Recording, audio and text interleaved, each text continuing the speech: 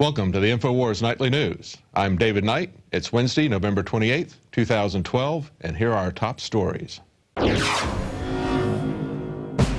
Tonight, was the Batman shooter a Manchurian candidate? An inmate claims he was programmed to carry out the massacre by an evil therapist. Then, the global government now seeks total control over the internet. And a New Jersey professor angrily claims that Joseph Stalin didn't kill anybody. Yet to find one crime that Stalin committed.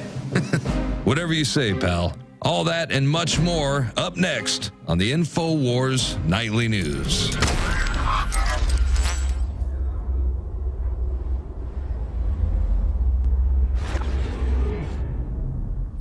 Well, in an update to the Aurora, Colorado shooting, an inmate, Stephen R. Unruh, claims that he talked to Holmes for 4 hours and talked him out of suicide. But more interesting is what he had to say about what Holmes was telling him about the actual shooting. He says that Holmes told him he felt like he was in a video game. During the shooting, he wasn't on his meds and nobody would help him. He says Holmes also mentioned NLP, presumably neuro-linguistic programming, and claimed to have been programmed to kill by an evil therapist. When he got out of his car, he wasn't programmed no more, Unruh says. It sounds kind of crazy. He was trying to run it by me, basically. Well, it doesn't sound crazy to those of us who are familiar with MKUltra. As a matter of fact, it sounds like the CIA's MO. But the police deny that this could have happened. Captain Vince Sauter of the Arapahoe County Sheriff's Office says that even if they were booking at the same time, they couldn't shout from one cell to another like that. For someone to say that they were communicating with this person, it can't happen. And Lieutenant J.D. Knight, no relation to me, who directly supervises booking operations, said it would be virtually impossible for Mr. Unruh to have any of the communication he has stated.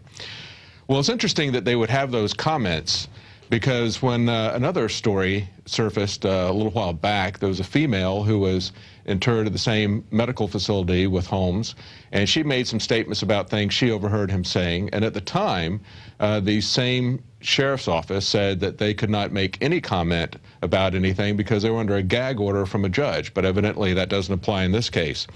Now, Unruh says that actually he was able to communicate by shouting through a small gap in cell doors that moved back and forth on rails.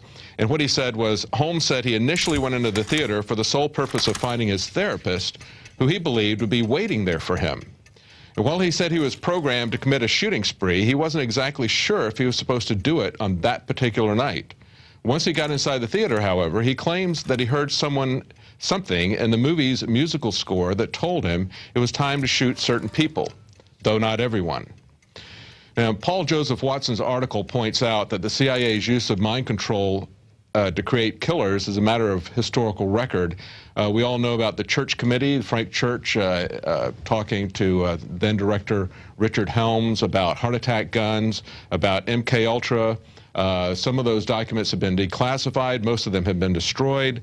A 14-year CIA veteran, Victor Marchetti, claims that the program is ongoing and has not been abandoned. Now, you may also recall, for historical purposes, that this happened 1 week exactly before the United Nations Arms Trade Treaty was to be voted on. Now, that Arms Trade Treaty was supposed to be a mechanism to take care of the travel of arms across, the illegal travel of arms across borders, exactly like Fast and Furious.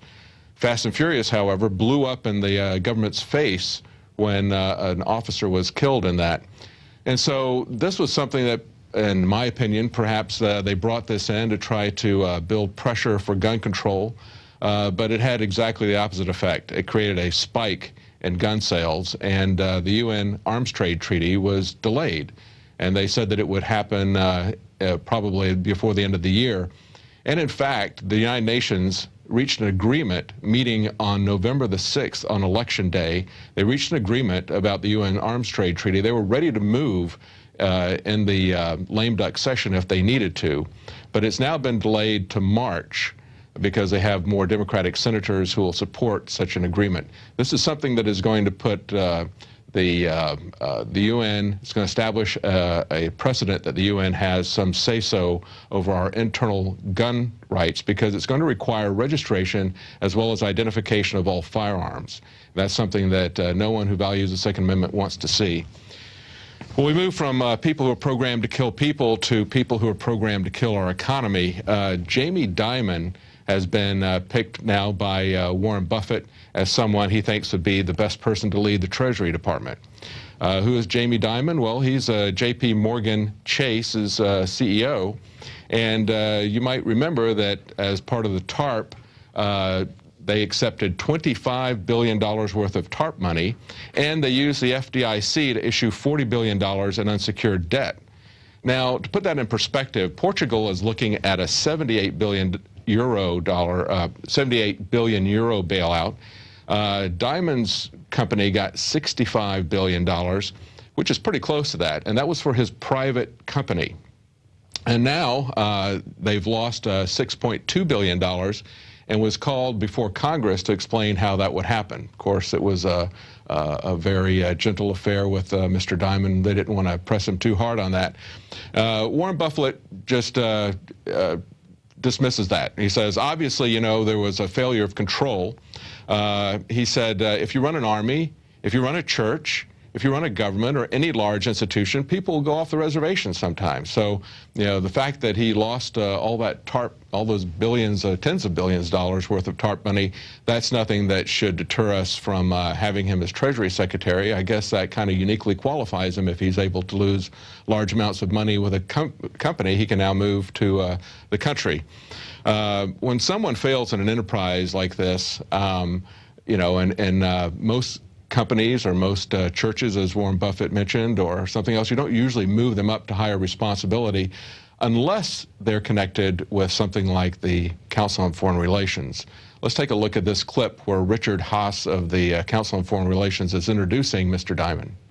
I'm Richard Haas, and I want to welcome all of you to the Council on Foreign Relations and to today's CEO Speaker Series meeting. This is part of the Council on Foreign Relations corporate program, which is supposed to increase the connections and links between the business community and the foreign policy community, which to some extent are one and the same. I also want to thank... Did you catch that? He said the business community and the foreign policy community are essentially one and the same. Now, I guess since big business controls our foreign policies, we also know now that DuPont and big business is controlling our food. DuPont is sending in former cops to enforce seed patents, Bloomberg TV reports. Bloomberg says that DuPont, the world's second biggest seed company, is sending dozens of former police officers across North America to prevent a practice generations of farmers once took for granted, and that is replanting their seeds. These are genetically modified seeds that Monsanto jealously guards the patents for, and they want farmers to buy those each and every year, or they're going to sue them in court. This is something that will probably go before the Supreme Court, but if you remember, in India, farmers who are planting genetically modified seeds, some of them planted them, but many who didn't had those genetically modified plants got fertilized into their seeds, and they were sued by Monsanto. So many of them were being sued for so much money that there was a massive amounts of farmer suicides in India. So, you know, it's starting to happen here now. Monsanto is after total control of our food supply. And the sad thing about it is that they want to, with the soybeans, I think they said that they have 82% of the global crop and 94% of the crop of soybeans in the U.S. is now Monsanto GMO soybeans. Well, from total control of our food to total control of our information, the United Nations is getting ready to have a conference that would give a UN agency known as the International Telecommunications Union the ability to control the Internet. That's right. They want to control the Internet to various governments, many of them authoritarian, and they will cooperate with each other on squelching free speech, as well as setting fees for people. This is not something that I think any of us want to see, especially when we realize what government has a history of doing. And we must not forget government's history and authoritarian governments that are not accountable, where there's no free speech and there's no information. But, you know, actually, even when information gets out about what governments do, sometimes history professors like to rewrite the history. And we have a video that Paul Joseph Watson picked up about a New Jersey professor who is angrily claiming that Stalin killed nobody. Let's go to that tape. You finished asking? I'm going to answer you. What you said is bullshit. Out of all the falsifications that go on in the school systems in this country, this world, Soviet history is falsified the most. Yet to find one crime that Stalin committed. And I would like to quote Stalin, a great humanist. Stalin used to say, death of one person is a tragedy. Death of a million, just statistic. Now, that last guy, he said Stalinist is a great humanist. He was actually making fun of the first professor. But the first professor is Montclair State University English professor Dr. Grover Furr. He angrily proclaimed that one of history's most brutal dictators, Joseph Stalin, was not guilty of a single crime. Now, this is in spite of the fact that Nikita Khrushchev apologized in 1956 for the people that Stalin had killed, and of course a lot of those people died going to Siberia, but many were murdered. Even the Soviet Union says that agrees that 3 million people were killed. Most historians put that number at 20 million. But, you know, that's Nikita Khrushchev. He's not exactly Mr. Touchy-feely. This is the guy who went to the United Nations, took off his shoe and banged the podium screaming at America, "We will bury you, we will bury you." You know, it's that Khrushchev, you know. But, yeah, he can't be believed that Stalin was a mass murderer. Well, that brings us to our quote of the day, something for you to think about when you're confronting the TSA on opt-out and film day. We gain strength and courage and confidence by each experience in which we really stop to look fear in the face. We must do that which we think we cannot. Eleanor Roosevelt. And maybe she didn't have the TSA in mind, but I think that's appropriate when you confront them. It's something that we all need to do. And we'll be talking to Jason Burmis later in the show in an interview, talking about how he confronted the TSA. Some of us here at INFOWARS had our own experiences over the holidays. David Ortiz did, and had a good film about his confrontation with people trying to keep him from exercising his First Amendment rights. You know, something, you use it or you lose it, folks. And along those lines, I've got two words for you: drone mob. That's right, December 8th in Austin. And if you don't know what that's about, look up the hashtag drone mob or check out Planet InfoWars. We'll be right back in just a few minutes.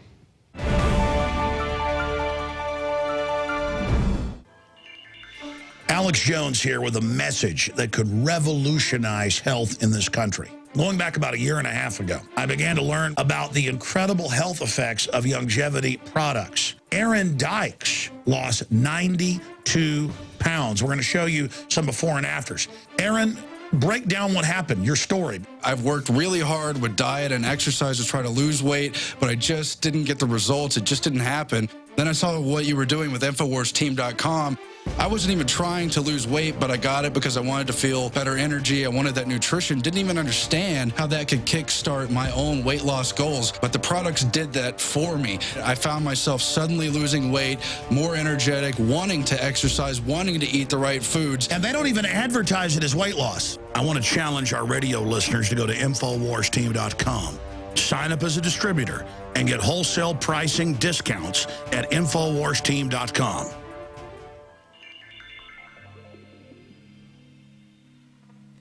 Insider billionaire investors like George Soros and John Paulson have recently made massive moves into gold, purchasing what Bloomberg News described as gold hoards. Soros alone doubled his holdings in a single day. Russia's Vladimir Putin has doubled down on gold, increasing the country's holdings by over 100%. With $1.8 trillion under management, the bond king Bill Gross, the world's preeminent bond fund manager at PIMCO, has warned investors of the dangers of QE3 and inflation. And what's he betting on? You guessed it, gold.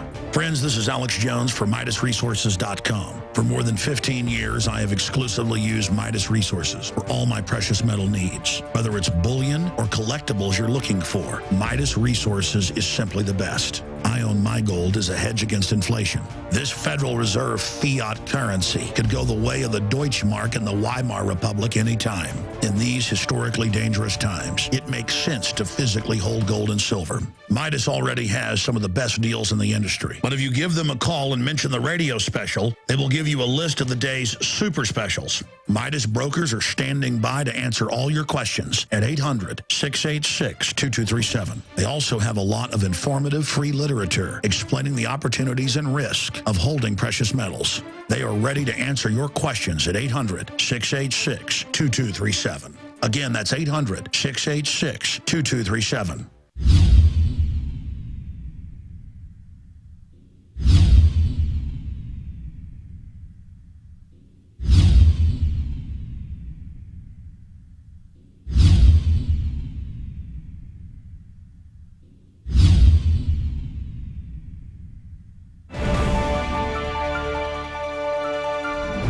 Today, the TSA claims that it is above congressional authority. Maybe that's not too surprising, since they don't seem to think that they are under the Constitution either. Why should they be under Congress? Today, a committee in Congress, the House Transportation Committee, Subcommittee on Aviation, called them to testify and said that they're going to have a hearing on how best to improve our nation's airport passenger security system through common sense solutions. Now, the TSA said on their own website that neither Pistole nor any TSA official intends to attend the hearing, and this is what they said. By U.S. House of Representative rules, which state the Transportation Infrastructure Committee has no jurisdiction over the Transportation Security Administration, TSA, no representative from TSA will be present at the Subcommittee on Aviation hearing scheduled for November the 29th. Now, I guess we shouldn't be surprised that they don't want to be part of a discussion about common sense improvements to our nation's airports, because there's nothing common sense about the theater security that they've got going on there. I mean, they haven't caught anybody for 10 years. They didn't catch anybody on 9/11, if you believe the government's official story, and they haven't caught anybody since then, even though they have failure rates around 70%. Now, the TSA said that they were aware of our opt-out and film campaign, and on their blog, they even said that they respected our First Amendment rights. But as we'll find out later when we talk to Jason Burmis, they also have some caveats there. They try to get the local airport officials to harass us and to stop our First Amendment rights. But the Supreme Court is putting the TSA in a precarious position over filming. Jake Jones from the Examiner points out that yesterday, the Supreme Court decided that it would not hear the appeal of a lower court decision making the filming of police officers who are on duty legal and protected by the First Amendment. That appeal came from Cook County, Illinois, which wanted to and tried to make filming the police a crime punishable by up to 15 years in prison. And they tried to put that, multiple counts of that, on one person. I think they got him up to like 75 years or something like that. But the Supreme Court is not supporting that position. And actually, when you'll see the film that Jason Burmis is talking about, you'll see that when a police officer is doing the right thing, when he's standing up for our constitutional rights, he's not afraid to be on camera. You know, it's one of the things that they tell us. It's like when they film us in public, and everywhere you turn, there's a camera at you, and they read our emails, and they say, well, what are you afraid of if you're not doing anything wrong? Well, that's what we say to the police and to the TSA. If you're not doing anything wrong, why would you care if anybody films you? But you'll find that you get quite a bit of pushback. I know when I traveled this week, I got some video of myself being scanned, and that was pretty uneventful. But what took a lot of time was to try to convince the TSA authorities there that I was allowed to film my own search. You know, that I could exercise my First Amendment rights as my Fourth Amendment rights were being violated. But what I found from them, and this is something that you may find useful to protect your own family, at first I was told that I couldn't film at all. And I just basically left my iPad running and moved it so that it was facing me, but it got put down, and as it went through the scanner. The difficulty arises in the fact that you can't touch your stuff as they pat you down. So first I had to convince them that I was able to, that I was allowed to film. I told them that it was on the TSA site, and they accepted that. But then they said, well, you can't move the camera where you can see anything. So I asked them to move it, and they complied with that. So that's something that you can use to protect yourself against TSA agents who might possibly go too far. It's also something you can use to protect your family. I suggest that you do that. Now, we have a clip here of the exchange.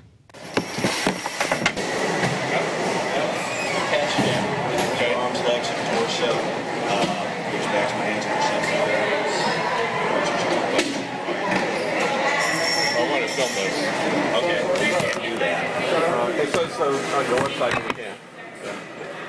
Your website says we can. You can't touch your items. Yeah, you can't touch your items. Oh, okay. Yeah. You don't have to touch anything, so someone else would have to do it for you, but you're not allowed to touch anything after the fact. You understand what I'm saying? Can you stand that up for me?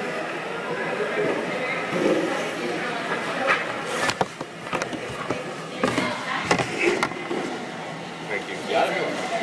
Yeah, well, if you could set it outside the box.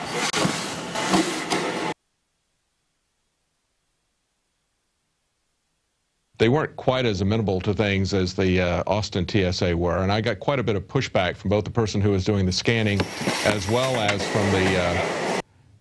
from the person who was the first line manager there.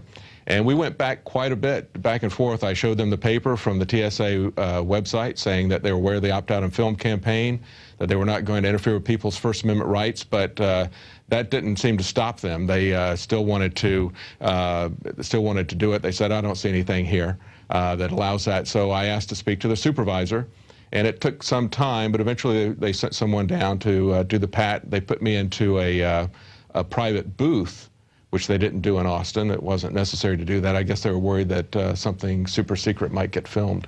But we did it in the booth, but the fellow who came down was very, very nice, and you know, considering what he had to do, I didn't have any further problems with them. We've got a video here of Jason Burmis. Now, Jason Burmis, filmmaker and activist, got together with Ashley Jessica, and they shot their own video. And with more on that, here's Jason Burmis. Welcome, Jason. Thanks for having me, David. Tell us a little bit about your activities this busy Thanksgiving weekend at the airports.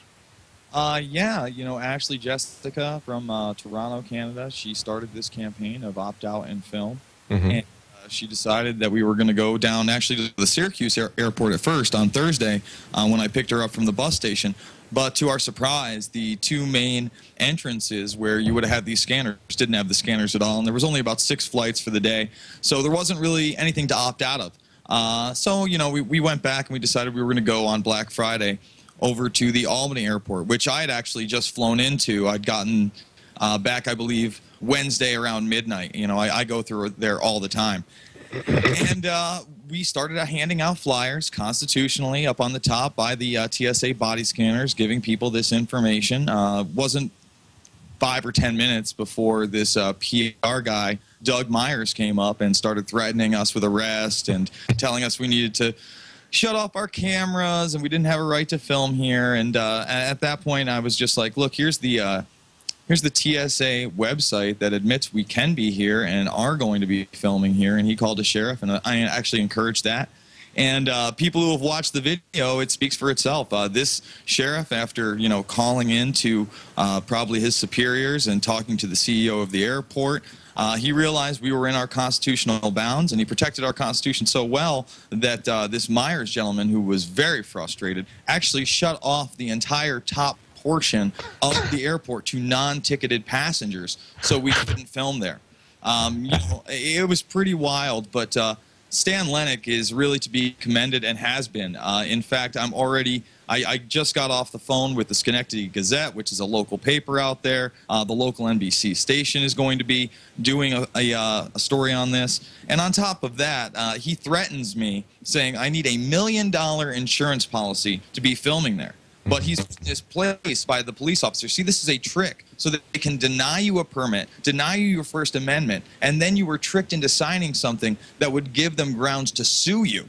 It's absolutely insane. And yeah, I saw the video. He was just, the police officer was just amazing. I mean, this other guy was just relentless. He would not give up. I encourage everybody to watch this video because it really is amazing to see somebody stand so firm from the police department for our constitutional rights. It was great. I really, you know, that was super. Well, sheriffs are elected officials, and this guy really carried out to the letter of the law, the Constitution of the United States. And what's really upsetting is that this gentleman, the PR gentleman, is actually a former news anchor and reporter. He was actually an editor for Local 10 in Albany until like 1989. He did it for over 10 years. He was also a news anchor on local radio there back in the 60s and 70s. So this person actually has a background in media and the First Amendment, yet he doesn't seem to know the law. When the officer instructs him that I don't have to give him identification, that he can't ask me for identification after he's winked at him, thinking the officer will get it for him, he's just in shock. Yeah, that's amazing. So he's got a long history in the media, but he doesn't care much for the First Amendment. Now, he was just, his position there was, what was his official title there at the airport? I believe he's the PR director. But do you notice how it changed from, we can't be here and film, you can't be handing out flyers, to the CEO says it's okay to film now, but you can't hand out the flyers, yet none of it was illegal. Yeah, it was. I also saw him, you know, trying to tell you guys that you were obstructing traffic by handing out flyers to people, too. That was I mean, he tried every trick in the book, and the sheriff just shut him down at every juncture. That's amazing. Absolutely. And one of the highlights is when he goes over and he picks up about a stack of 50 or so of our flyers, and he's going to take them with him, and the sheriff stops him and says, look, you can have one to look at, but you need to leave the rest there. I mean, this guy was reverting back to, this is my ball and I'm taking it home with me, you know, like a 6-year-old, and being put in his place on every single level. And, you know, actually Stan Lennox, the deputy, at the end of the altercation, whatever you want to call it, I talked with him. I gave him my name, my email, and my personal phone number. And he called me last night and thanked me and said, you know, this is probably going to go as a feather in his cap. He's actually probably going to get a commendation. His superiors are happy with this, and they are just getting flooded with calls of positivity like never before. He's taken aback. So well, he should. You know, we always complain when police overstep the bounds and when they don't honor the Constitution or the law. And we ought to give them commendations when they do the right thing. We ought to encourage them for doing that. Hopefully they'll do that more often. Now, when this all started, were you guys up at the TSA scanner area to start with? Do you think this guy was called by the TSA to come and harass you guys? Is that how that started, or did he just... That's absolutely how it started. We were up at the upper level of, I think it's in the first couple minutes of the video that immediately we went to. We were able to hand out maybe a dozen or so flyers and talk to some of the older women that kind of greet you at the line to make sure you're not a terrorist there. You know, they've got the eye for the terrorist, even though if you believe the propaganda, David, before 9/11 they called zero terrorists. After 9/11, when they made you take your shoes off, it's called zero terrorists. When they removed the metal scanners as predominant to radiation scanners, zero terrorists. Bomb swabbing, zero terrorists. No liquid, no lighters, zero terrorists, zero terrorists, zero terrorists. That's right. And when they run their own tests, through, they fail at a high percentage. I think it's 70%, but we can't get the exact percentage. And in spite of the fact that they're not even able to intercept tests, you know, find people that they're actually putting through smuggling stuff, and the fact that we haven't had any terrorist attacks in spite of that, I think that kind of tells us that there's not the kind of big terrorist threat out there that they're trying to scare everybody into believing there is. I mean, if they're totally inept at catching people, and we haven't had any terrorist incidents, I would say there's not nearly as much of a threat as they say, if there is any threat at all. You know, for 10 years there hasn't been anything. You know, even if you accept the official story from the government of 9/11, they haven't caught anybody, and there hasn't been any incident. So it looks like, you know, there's not really much of a threat there they're guarding us from. But everywhere you go, it says your security is our first priority. That's their signs. I flew this weekend. That's what I saw everywhere, and it's like, no, my first priority is liberty. You know. It's absolutely true, David, and that's why this campaign needs to continue. It doesn't need to be opt-out in film week. Hopefully, this video, not only going viral right now, over 50,000 views in just 24 hours. People are from all over are picking it up. When it hits the local media, I'm sure it'll be over 100,000 views. We want people to opt out in film and hand these flyers out every single weekend. People are always complaining that INFOWARS doesn't do enough, Alex Jones doesn't do enough, Jason Bermas doesn't do enough, we're all bad, we don't give you out any solutions. Well, we're here to pull it back. Do you understand how they've incrementally made it more invasive, more intrusive? Now I have to worry about my genitals being groped when I go through an airport because I refuse to take a radiation or millimeter back scanner that has never been independently tested and is obviously much more harmful than the cell phone radiation they parrot. It's the same as when that's a 4-inch device and you're getting encapsulated in an 8x3 device that's taking a picture of your body. It's absolutely ludicrous. So now's the time to pull it back. Everybody out there listening to this, watching this, knows they can take a couple hours out of their weekend and do the same exact thing we've done. Be polite, kill them with kindness, get the information out there, and maybe we can pull these body scanners back. Maybe we can get the TSA out of the airports. That's right, yeah. If everybody would take action, if everybody would do just a little bit of activism and post this stuff up. But you know, when I was flying, I took pictures of myself being scanned, and it was kind of interesting because they hadn't had anybody do that much. And so it was really, they were really kind of uncomfortable with it, but we managed to negotiate something to let me do that in both airports. Charlotte was a lot more difficult to get them to do the right thing. We had to go up to a couple of different levels of supervisors. But if I was traveling through at this point now with my family, I think what I would do is go through the line first and then stand there and film them, you know, coming through to make sure that you know, as long as we've got these things being done to people, as long as they're still doing these pat downs that are invasive, that it doesn't get totally out of hand, as we've seen. Because that was an experience that actually Jessica had, right? You know, she had a situation where they were really on her hard and in a bad way, and when her brother started filming, everything changed. So I think people, you know, there's two things people can do. One, they can go out as activists, and they can try to stop this whole thing down because it's nothing but theater. It's not really protecting us from anything. The other thing they can do is, while it is still there, they can protect their family and loved ones by getting there and filming it as they're going through, you know, and even protect yourself by, you know, setting up your own camera. Or I set up my iPad to take pictures of the pat down, and it really changed things. I mean, they were very polite once I got past the resistance to filming it. That's absolutely correct, and the TSA has acknowledged that you do in fact have that right. Remember, this campaign was picked up by things like the Huffington Post, local CBS. I believe the Drudge Report actually linked to you guys about this. So it's out there, and we can take it to the next level. And the bottom line is everybody should be opting out every time, and if that were the case, they would be forced to take the body scanners out there. If half the people opted out every time, they'd probably be forced to take the body scanners out there. So let's educate people, and once this happens, we're going to have that ripple effect. I truly believe that this is a system that we've gone after successfully. Many people are very unhappy with it. They see the hypocrisy. They see the results are not there from the fear that they're mongering, and we can do this. We can take the TSA down, and we can restore some sense of freedom in airports again. Yeah, it's interesting. On the TSA blog, they had a page where they said, we're aware of the opt-out and film campaign. And then they said, we're not going to interfere with anybody's free speech rights. I guess they're okay with the First Amendment. It's just the Fourth Amendment that they've got a problem with. You know, but that page was a page I took with me and I showed to the people in Charlotte. And she couldn't connect the dots. That meant that I was allowed to film. But the thing that they left was what I think you ran into in Albany, and they basically left themselves an escape clause by saying that you know, they could use local officials in the airport to harass people, essentially saying, well, as the TSA, we're not going to do it. What they're going to do is call maybe somebody at the airport and do that. But that's a great example of what you've got, you know, for people to take that, to understand how that works, to take that and show it to law enforcement. You know, if they have a problem with it once, take that and show it to law enforcement and explain that video to them. I mean, they've got a perfect template now for showing that to people.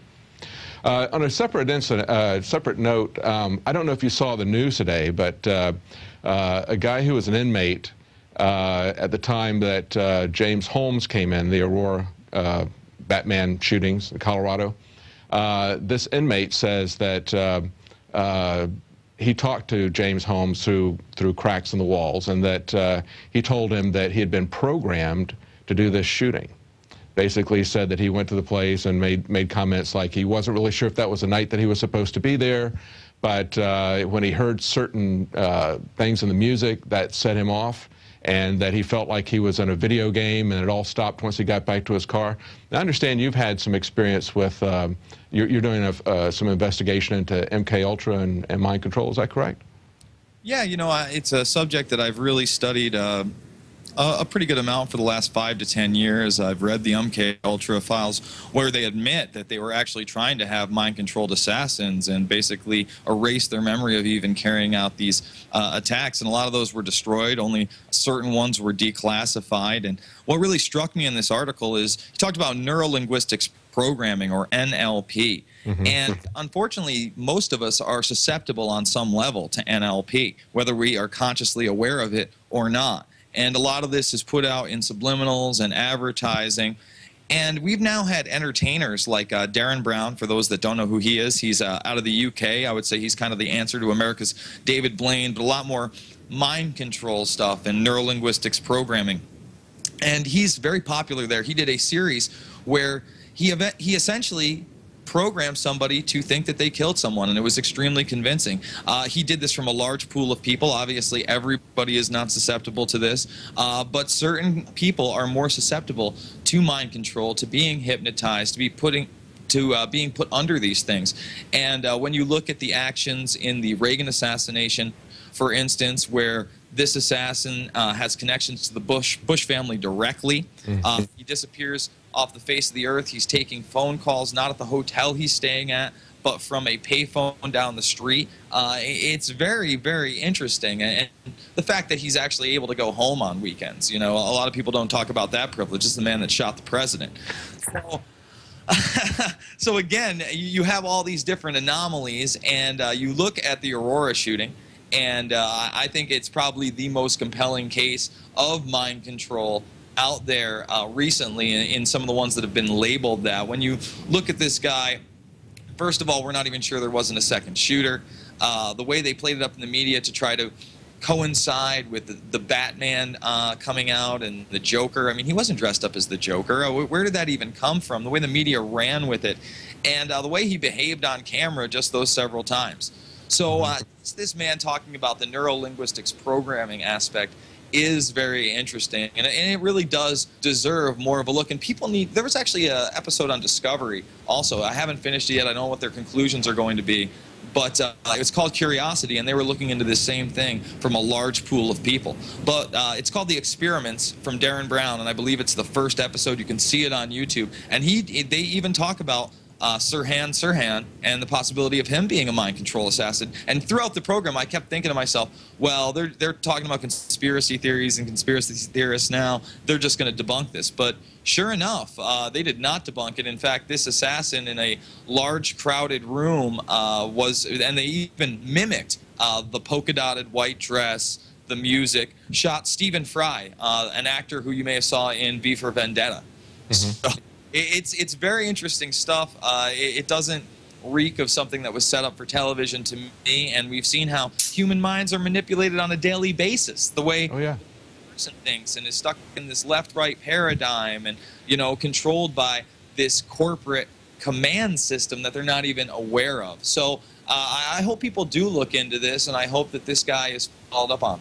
Well, as you mentioned, they had documents that were declassified. The church committee talked about that. Richard Helms, director, along with his heart attack gun. I mean, he's talking about a lot of different things that the CIA was up to.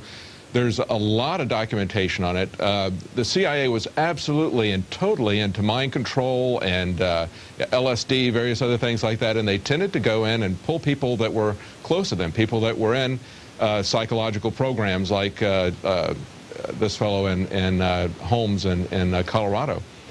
There's an interesting story that a great book about Frank Olson, someone who was part of the CIA inner circle with chemical and biological weapons, that sort of thing. I mean, it's really amazing to go back and look at the history of the CIA, and I encourage all of our watchers to go back and educate themselves about that, see what our government is truly capable of, because now a lot of these things that were being done in the 50s, they're now 60 years out. A lot of this stuff has been declassified, and there's some pretty detailed information out there. The book that I was referring to went into great detail of the timeline of everything that happened to Frank Olson, and it took decades for the government to admit that anything had happened there. And actually the people who gave a settlement to his family were Dick Cheney and Donald Rumsfeld, who basically showed up at the widow's house and gave her the check from the government.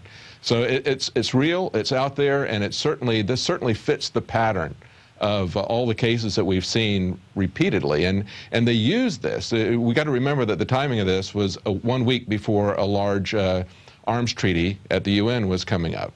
So these things happen. It's an interesting timing that they've got there, and it fits all the hallmarks of a MK Ultra type of programmed killing. It absolutely does have those hallmarks, and you just discussed one small caveat of what the CIA was up to with their MK Ultra and mind control programs. There's like a old 1980s 60 Minutes. It might be called Mission Mind Control. You can find it somewhere on YouTube. But you see how they plucked people out of veterans institutions, supposed mental institutions, used electroshock therapy and much more on these people, Thorazine, you name it, to make them more submissive and essentially reprogram them. And again, this is out there. This is mainline history. It is something we have to take a look at. Absolutely. Well, thank you very much, Jason, for talking to us today. Thank you for your activism. Thank you for doing something. And we hope that people will watch your video and be encouraged to take their own action, as you mentioned, and follow that call for action that you put out there, and do their own work to try to get our freedoms back. We really hope people follow your example and be encouraged by what they've seen with a law-abiding sheriff's department. Thank you very much. Thank you, David. Well, if you like your news unfiltered, please go to InfoWarsShop.com and support our operation. Now, today we just had released the 4th edition of our InfoWars magazine. Maybe we can get a shot of this. We've got them all laid out here on the counter. We've got, this is the 4th month. It's got Obama on the cover talking about gun control, because that's going to be coming up. That's a big topic. I think they had that set up to go through the lame duck session, but now they've got more senators. They're going to push that back into March. But anything that you do, anything that you purchase at InfoWarsShop.com helps our operation, helps to fund our operation. And this is a way that you can get the information out to people who maybe aren't that internet savvy. Well, that's all of our news. I'm David Knight.